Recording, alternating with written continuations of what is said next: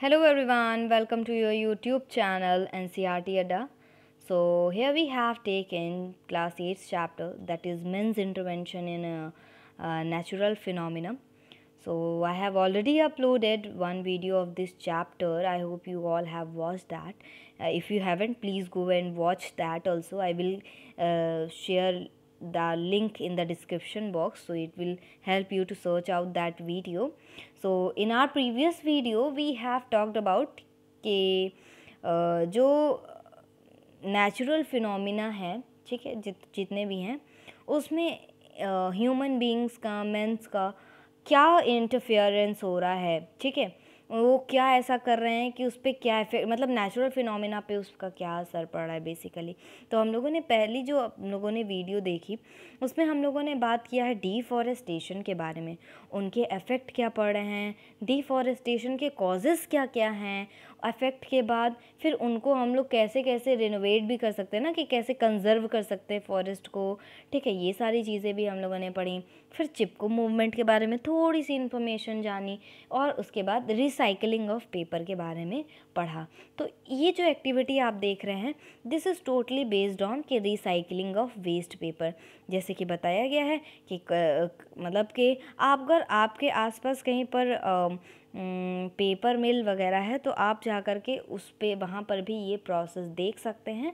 अगर नहीं है तो आप इसको अच्छे से समझिए कि कुछ वेस्ट पेपर ले लेने हैं, एक स्टार्च ले लेना है, एक बीकर, बकेट और वायर मैश सीव टाइप का, इस तरीके का सीव ले लेना है, सीव, ठीक है, वो छन्नी टाइप की होती है, ठीक। तो प्रोसीजर ये रहता है कि बहुत ही छोटे छोटे छोटे छोटे पीसेस में, स्मॉल पीसेस में पेपर को काट लेना है, ठीक है। फिर उसको एकदम वार्म लिक्विड में, वार्म वाटर में आप कह सकते हैं ना, उसको फिर उसमें डाल देना है, उस बकेट में करके, बकेट में एक पानी ले लेना है, वार्म वाटर, और उसमें इसको फिल्ड करके डाल देना है। अब थोड़ा सा स्टार्च ऐड कर देना है, ठीक है। फिर कुछ समय बाद, कुछ टाइम बाद उसको मतलब जो आपने स्टार्च और इसका मतलब मतलब पीसेस ऑफ पेपर का आपने मिक्सचर बनाया है, अब उसको थोड़ी देर बाद वहाँ से निकाल लेना, कुछ घंटे बाद, और उसको अच्छे से उसको ऐसे करके मतलब ठप ठप ठप ठप पीट देना है, ठीक है, बीट कर देना है, ठीक है, ताकि सॉफ्ट हो जाए,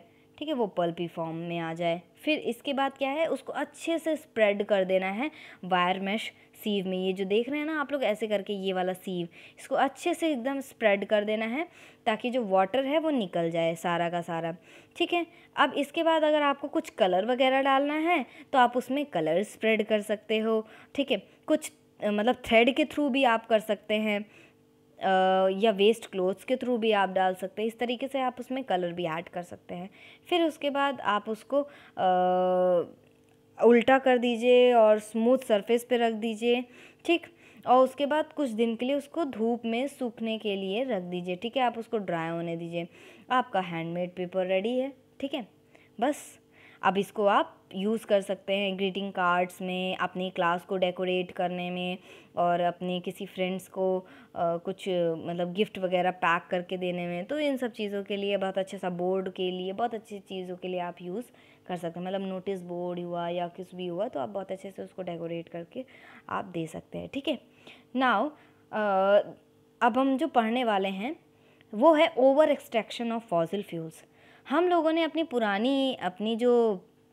हम लोगों ने जो पुराने अपने चैप्टर्स पढ़े हैं उसमें हम लोगों ने फॉसिल फ्यूल्स के बारे में पढ़ा है। जब हम लोग कंबशन का चैप्टर पढ़ रहे थे, फ्यूल कंबशन वाला, ठीक है, तो हम लोगों ने वहाँ पर फॉसिल फ्यूल्स के बारे में पढ़ा है ना, कि मिलियंस ऑफ ईयर्स लग जाते हैं फॉसिल फ्यूल्स को बनने में, ठीक है, बहुत टाइम लग जाता है। और ये क्या है कि आप इन्हें क्या है कि नॉन रिन्यूएबल हैं, ठीक है, अगर एक बार ख़त्म हो जाएंगे तो ये बहुत जल्दी नहीं बनेंगे, क्योंकि इनको सालों साल, मिलियंस ऑफ ईयर्स लग जाते हैं बनने में ना, तो इनको बहुत समय लग जाता है। तो फिर ऐसा नहीं है कि 2 मिनट में बन जाएगा। तो इनका जो हमें यूज़ है वो बहुत लिमिटेड अमाउंट में करना है ताकि ये रहें।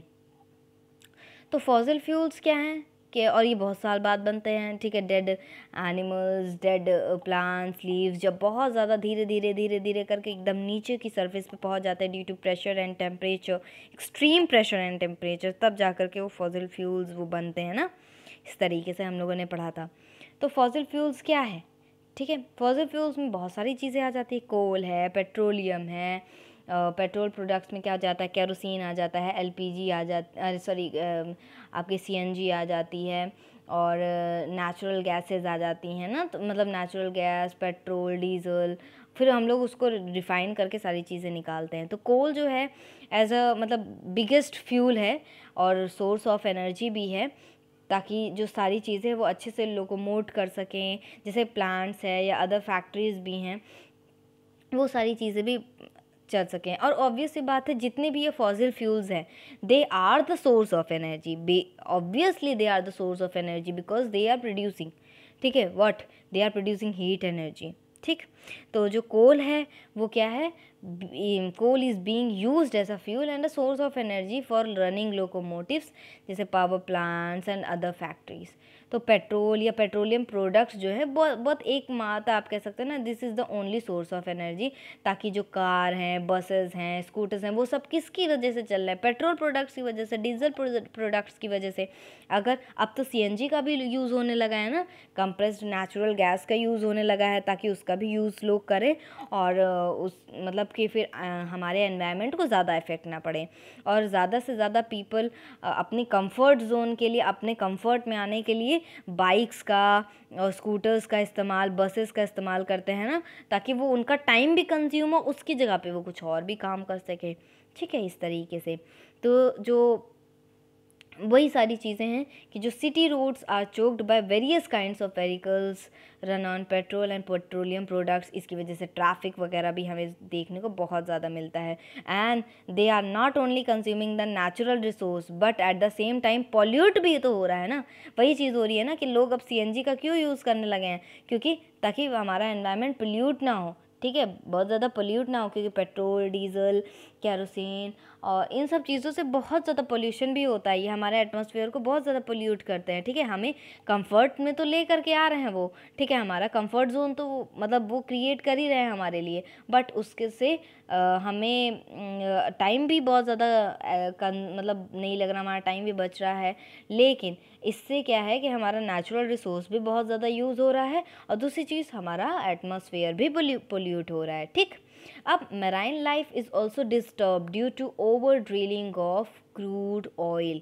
और अब ये क्या है, ठीक है, कि जो ऐसे होता है ना, समुद्र के नीचे से भी लोग क्रूड ऑयल्स निकालते हैं, ठीक है, तो वहाँ पर जो मराइन लाइफ हैं, जो भी एनिमल्स समुद्र में रह रहे हैं, वो भी तो डिस्टर्ब होते हैं ना। मान लीजिए कि अगर क्रूड ऑयल ड्रिलिंग करते समय, ठीक है, ऑयल पूरा टैंक, मान लीजिए कभी कभी ऐसा होता है कि टैंक पूरी की पूरी फट जाती है, तो क्या होता है, जिसकी वजह से पूरा का पूरा पानी, उसका जो समुद्र का पानी होता है ना, उसमें भी वो ख़राब हो जाता है। फिर क्या होगा, ऊपर की तरफ पूरा का पूरा तेल बैठ जाएगा, उनको ऑक्सीजन लेने में दिक्कत जाएगी, ठीक है। अगर ये सरफेस है तो यहाँ पर ऑक्सीजन क्या होता है, तेल हमेशा ना उठ करके ऊपर चला जाता है, ठीक है। अगर ये वाटर है तो तेल हमेशा क्या होता है, ऊपर ही फ्लोट करता रहता है, ठीक है। तो फिर क्या होगा, इसकी वजह से उनको ना पूरी तरीके से सनलाइट मिल पाएगी, ना ऑक्सीजन मिल पाएगी, कुछ नहीं मिल पाएगी, तो उनके लिए भी बहुत ज़्यादा डिफ़िकल्टी। और केवल यही नहीं, बहुत कुछ भी ट्रेजेडी हो सकती है, बहुत सारी ट्रेजेडीज़ है कि वो मर भी सकते हैं, ठीक है, कि और या तो वो टेम्परेचर इतना नहीं कर पाएँ, ठीक है, अफोर्ड कर पाए, कि वो उनकी उससे डेथ हो सकती है, ठीक है। तो ये सारी चीज़ें होती हैं, ठीक है। अब अगर कोल और पेट्रोलियम प्रोडक्ट्स का यूज़ किया जा रहा है and are continue to be used as a present trade, there would not be any coal and petroleum left after the end of century, ठीक है, करंट सेंचुरी। तो अगर इसी तरीके से, जिस तरीके से बहुत ज़्यादा एक्सेस यूज़ कहा जा रहा है ना, कि अगर बहुत ज़्यादा एक्सेस यूज़ होता रहेगा, तो फिर एक टाइम ऐसा आएगा कि इस सेंचुरी के ख़त्म होते होते तक में पेट्रोलियम प्रोडक्ट्स और कोल प्रोडक्ट्स बचेंगे ही नहीं, ठीक है। तो वही है कि इसको डिमिनिश होने से हमें रोकना है, ठीक है। ये जो स्टॉक है कोल का, पेट्रोलियम का, फायरवुड का, ठीक है, इसके लिए हमें कुछ अल्टरनेट सोर्स निकालने पड़ेंगे एनर्जी के, जो कि रिन्यूएबल हों, ठीक है। क्या हो, जो कि रिन्यूएबल हो, जो कभी ख़त्म ना हो, और इनको हमें बचाना भी होगा, इनका हमको स्टॉक मेंटेन करके रखना हो, क्योंकि वी ऑल नो कि fossil fuels are limited in amount and ये जो बनते हैं, they takes millions of years to produce, ठीक है, बनने में इनको कम से कम सालों लग जाते हैं। तो they are non renewable and they are limited in amount. तो फिर क्या है हमको तो भाई हमको भी कंफर्ट भी चाहिए, तो उसके लिए साइंटिस्ट ने कुछ अल्टरनेट सोर्स निकाले हैं एनर्जी के।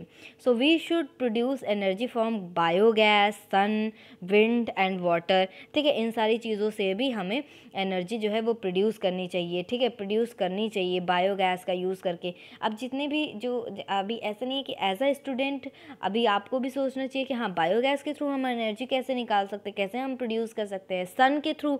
ठीक है, अब आजकल लोग सोलर पैनल्स वगैरह बहुत ज़्यादा मतलब लगवा रहे हैं ना, बहुत ज़्यादा सोलर पैनल्स वगैरह देखने को मिल रहा है। इवन स्कूल्स में भी लोग लगवा रहे हैं, अपने इंडस्ट्रीज़ में और ऑफिसेज़ में। ठीक है, प्राइवेट सेक्टर्स में भी हम सोलर पैनल्स देख सकते हैं। तो इससे क्या है कि पूरी इलेक्ट्रिसिटी जब तक है तब तक वो पूरा का पूरा चलाता है। तो क्या है कि अच्छी चीज़ है, बहुत अच्छी चीज़ है। ठीक है, विंड है, वाटर है, तो ऐसी चीज़ों का यूज़ करें जो कि रिन्यूएबल है। ठीक, जो बायोगैस है वो कहाँ से बनता है? कैटल डंक, काऊ डंक, वहाँ से ह्यूमन वेस्ट गार्बेज से। ठीक है, उनको उसको खूब मतलब गार्बेज को डिकम्पोज किया जाता है, मतलब विदाउट एयर, मतलब एयर की एब्सेंस में। और they release methane gas and carbon dioxide. ठीक है, तो they release carbon dioxide and methane gas, और इसका मिक्सचर को हम क्या बोलते हैं? बायोगैस बोलते हैं। तो ये जो रेसिड्यू है, वो इसका जो रेसिड्यू है बायोगैस का, वो एज अ मैन्योर भी काम आ जाता है, मतलब खाद के तरीके भी काम आता है। ठीक है, तो यहाँ पर बायोगैस प्लांट ये देखिए दिखाया भी है। तो बायोगैस प्लांट का हम यूज़ कर सकते हैं to generate electricity and all. ठीक है, फिर इसके बाद सोलर एनर्जी का यूज़ कर सकते हैं। ठीक है, बहुत ही non conventional source of energy है, मतलब बहुत ही बड़ी non conventional source of energy है, और आजकल लोग यूज़ कर भी रहे हैं। ठीक है, सोलर एनर्जी को ट्रैप करके उसको कन्वर्ट कर रहे हैं थर्मल में और इलेक्ट्रिकल एनर्जी में, and that is very good, बहुत ही अच्छा है। ठीक है, हमारे आगे आने वाली फ्यूचर जनरेशन के लिए भी बहुत अच्छा है। ठीक है, हमें केवल अपने तक नहीं सोच करके रखना है, हमें आगे अपने आने वाली जनरेशन के लिए भी सोच के रखना है कि हाँ वो लोग आएंगे तो वो मतलब उन लोग के लिए क्या होना है। ठीक है, वो लोग कैसे करेंगे, और भी एडवांस भी हो सकता है, ऐसा नहीं है, इसके बाद और एडवांस भी हो सकता है वो सारी चीज़ें। तो वो सारी चीज़ें भी हमें सोचना है कि ऐसा नहीं है कि हम हैं तो हम सारी चीज़ें ख़त्म करके ही चलें, नहीं, ऐसा नहीं है। We have to save things for future generation also. ठीक, फिर इसके बाद है टोटल जो सोलर एनर्जी है, it is used in various devices like solar water heater, solar cooker, solar dryer, solar cells, ये सारी चीज़ें हैं। हाइडल पावर जो होता है, ठीक है, the biggest source of energy in thermal power is hydel power. ठीक है, इससे इलेक्ट्रिसिटी वगैरह जनरेट होती है। ठीक है, अब यहाँ पर हाइडल पावर का एक ये इमेज दिखाई गई है। इसी तरीके से विंड पावर है, ये भी एक इम्पॉर्टेंट सोर्स है एनर्जी की। विंड पावर क्या होती है? Wind power is converted into mechanical power and electrical power. ठीक है, इससे भी इलेक्ट्रिसिटी एंड मैकेनिकल मतलब ये इलेक्ट्रिसिटी एंड ऑल जनरेट होती है। तो ये सारी चीज़ों का हम यूज़ कर सकते हैं। Why we use that thing कि हमको जो चीज़ ख़त्म हो जाएगी हम क्यों वो चीज़ यूज़ करें। ठीक है, वो वाले फ्यूल्स क्यों यूज़ करें, ऐसे फॉसिल फ्यूल्स क्यों यूज़ करें जो ख़त्म हो जाएंगे। हम ऐसी चीज़ों का यूज़ क्यों ना करें जो रिन्यूएबल हैं। ठीक है, इस तरीक़ों का यूज़ करें, जैसे विंड का करें, हाइडल पावर का करें, सोलर एनर्जी का करें, इन सब चीज़ का करें। ठीक है, and we have to use this.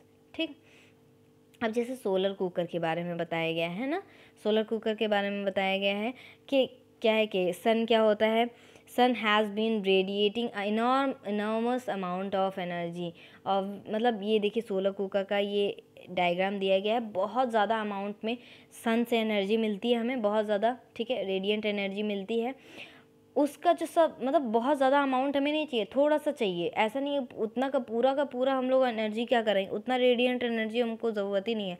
हमें अगर सूरज इतनी रोशनी दे रहा है तो हमको उतनी की ज़रूरत नहीं है, हमको इतने की ज़रूरत है, तो ऑब्वियस सी बात है हम इतना ही यूज़ करेंगे। तो only small part of solar energy reaches the outer layer of earth's atmosphere. हाँ, हमें भी पता है क्योंकि इतनी सारी ऊपर में कि मतलब इतना ट्रोपोस्फेयर, स्ट्रैटोस्फेयर, ठीक है, ऐसे होते नहीं कि ऐसे।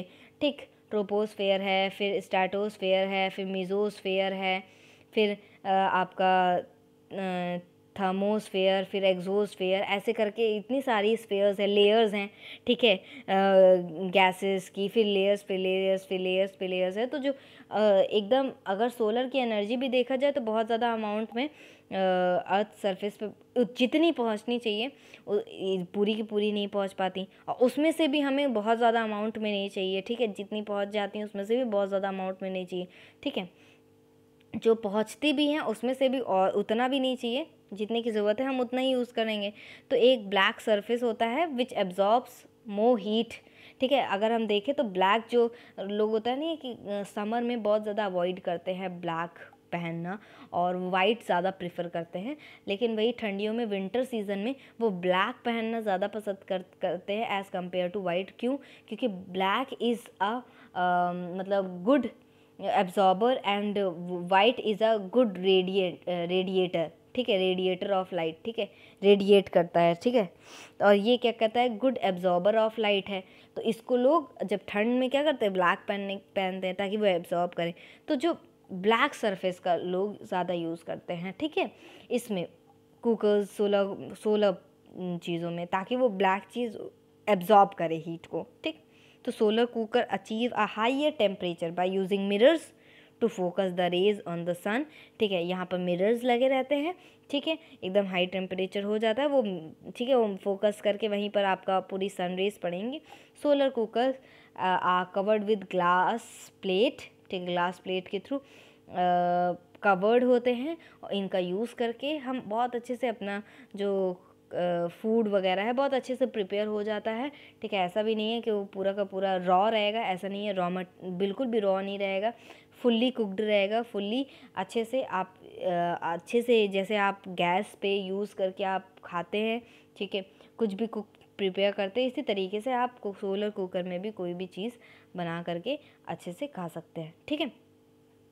एक चीज़ यहाँ पे दी है इनसाइट में, we have to see this also, out of all fossil fuels and natural gas has cleanest environmental record and when it is burned it emits only carbon dioxide and water, ठीक है। तो जितने भी fossil fuels हैं, natural gas जो है वो सबसे क्लीनेस्ट एनवायरमेंटल रिकॉर्ड उसने बनाया है, ठीक है, क्योंकि जब वो बर्न होती है तो वो केवल कार्बन डाइऑक्साइड और वाटर ही एमिट करती है, ठीक है। So in this video we will study till here, ठीक है। और आप अगर मतलब हो सके कैसे भी हो आप अवेयर भी कर सकते हैं लोगों को, ठीक है। एज ए स्टूडेंट आपको भी सोचना चाहिए कि हाँ आप कैसे अवेयर कर सकते हैं लोगों को कि हाँ सोलर पैनल्स या कुछ फॉसिल फ्यूल का अल्टरनेट वो बनाएं, ठीक है, ताकि यूज़ किया जा सके उसका, ठीक। और हमारे जो फॉसिल फ्यूल्स है उनका मतलब ओवर एक्सट्रैक्शन ना हो और उनका लिमिट से ज़्यादा यूज़ नहीं हो, तो उन सब चीज़ के पीछे आप क्या कर सकते हैं, ठीक है। So we have studied about this in and we have to study till here in this video, and in our next video we will talk about 4R approaches, ठीक है। So see you in the next video. I hope you all have understood this very well, okay. So like this video, share with your friends and subscribe my channel. Okay, see you soon. Thank you.